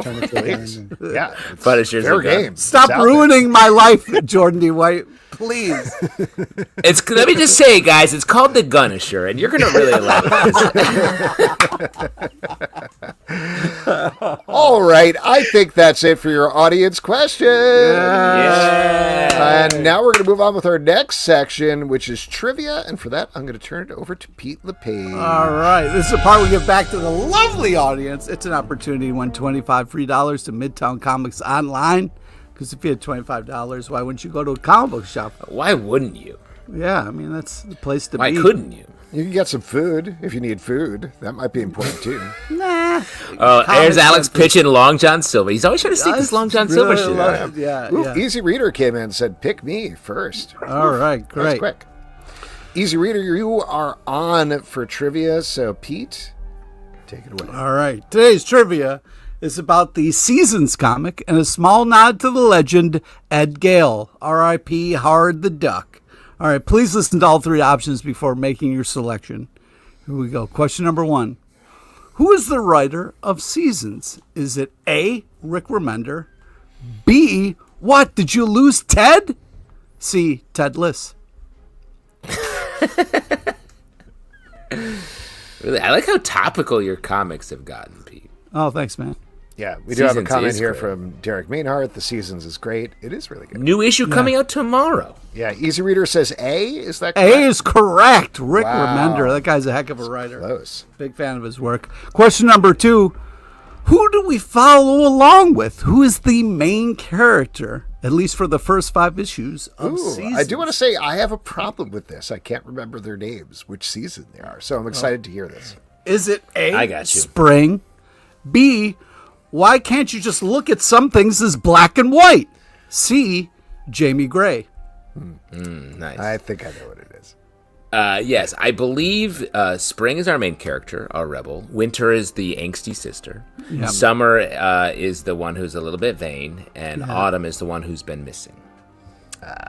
Easy Reader says A. Correct. And also JT Sizzle is correct. And speaking of JT Sizzle, we'll move on to the last question. Here we go. Uh-oh. Who disappeared 10 years ago in the Season comic? Was it A, the parents of the Season sisters? B, sounds like Justin's porno name? C, Tyler Hard? Is that your porno name? Like when I star or consume? When I'm a craftsman or a consumer, to get back to our earlier conversation. Consumer. We all have And I don't know why I'm just trying to make a big deal of it, Porn because consumer both. name, It's the for same sure. name in both. Same name in both. A. Is it A? A is correct. Wow. Congratulations, Easy Reader. You have won a gift card to Midtown Comics. Shoot us an email, and we will get that out to you. Pete, what is the secret movie that you were paying tribute to here? Of course, we're talking about the 1988 classic Child's Play. Speaking Yes, of Frederico porn. Rosa with it in the chat. Yeah, he was Chucky. He was also a dink in Spaceballs. Rest in peace, man. Guy did a lot of great work. Sure. Yes, definitely. From Chucky now- to Dink. We normally at this point we'll talk about what comic books we're looking forward to that are coming out tomorrow. We certainly should do that. But first, Jordan, I want to give you a chance to plug your stuff before we wrap up Yeah. here. What should people be checking out from your office? Sure. So, like we said, all new Venom, Eddie Brock Carnage. Those are the great symbiote books I'm working on. Actually, I also have Spider-Verse versus Venomverse coming out, which is also symbiote yes. related. A lot of fun miniseries. Lots going on there. There's some really great Japanese Spider-Man stuff coming up about him in that, which I'm very excited for. Ooh, cool. Spider-Gwen, the Ghost Spider, Incredible Hulk. Those are both ones I work on. We just announced a new Marvel Zombie series that is super fun. It is the concept for that one is going to be that it starts at the dawn of the Marvel universe with the FF going up in the rocket and coming back zombies, and then we jump forward through history over the course of the mini. It's going to be super fun. That's really exciting. I'll say more of this later, but I've been definitely zombie heavy in my pop culture consumption. So very excited they're coming back. Well, I hope you like it. Yeah. Awesome. And Jordan, I know as we established earlier in the show, you hate comics now other than the ones you're making yourself, but are there any other comics that you're reading that you want to recommend? I am really loving the power fantasy. Yeah, dude. So good. It's so good. And not just because early on in the run, it was like, I thought of this when I was working on X-Men and was like, we could never do this in X-Men, but I would love to. But it's fabulous. It's so smart and so exciting every single issue. So I would recommend that one. I don't know if it comes out next week. I'm not sure when things come out anymore. No, that's fine. Great rec. Pete, what are you looking forward to that's coming out tomorrow? Oh, man, a lot of great stuff. Absolute Wonder Woman #9 is very exciting, and I can't wait to read. The Thing #2 and the Seasons #5 are the ones I'm looking forward to tomorrow. I love that you like the Seasons. I was going to recommend the Seasons #5. Sorry but to take it from you. truly, the comic I had can tout no other comic will beat this. Is Lazarus Fallen #1 by Greg Rucka and Michael Lark. One of my favorite comics from the last 20 years, 15 years it's been coming out. This is setting up the finale of the series, and I am super excited. Def check that out if you're a fan. It's a comic that has gotten only more prescient and true as everything has gone on in our world and comics.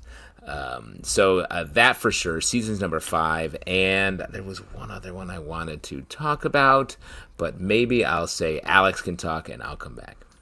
Okay, bunch. There are so many comics that are coming out tomorrow and so many good ones. I'm really curious to check out Undiscovered Country number 31. That's finally coming back for the final arc from Image Comics with Scott Snyder and Charles Soule. Curious to see. That series has been wild, so curious to see how they're going to wrap it up. News for the Fallout number 1. We had Chris Condon and Jeffrey Allen Love on the show a couple of weeks back. Listen to that interview. Great interview. Really interesting book. Gorgeous art. So we have already checked that out, but everybody should check that one out. And just to throw other one out there, really curious to see what Mark Waid is going to do with New History of the DC Universe that comes out tomorrow. He is a walking encyclopedia, so it'll be interesting to see what he does with that. And all of those books and many more are going to be at our Stack podcast that comes out Wednesday, 9 a.m., both in the Stack feed and the Comic Book Club feed. And folks, that is it for this week's show. A couple of people we want to thank. First and foremost, we want to thank Jordan D. White. Jordan D. White. Here he is. Man. So good seeing you. Also want to give a shout out to Max Hoven. Check out Our Love Unrest and hovencrow.com. Great website. Great website. As we mentioned, next week on the show, Philip Kenny Johnson is going to be here to talk about the Incredible Hulk, as well as Batman and Robin. And Jermaine McLaughlin is going to be here to talk about DC Superman, the official cookbook. So that should be fun. Yum. Comic Book Club News, our daily news podcast. You can check out Monday through Friday, every weekday morning. Patreon.com/Comic Book Club. Support this show and all the shows we do. Don't forget to subscribe on Apple, Android, Spotify, or the app of your choice. ComicBookClubLive.com for this podcast and many more. Until next time, we'll see you at the Comic Book Club. Good night, everybody. Take care of yourself out there. Sit on crappy couches and they let the secrets leak. And occasionally they let their special guest speak. So grab your written hammer, don't be late for it, 'cause their girlfriends can barely tolerate it. Comic Book Club, Comic Book Club, Comic Book Club.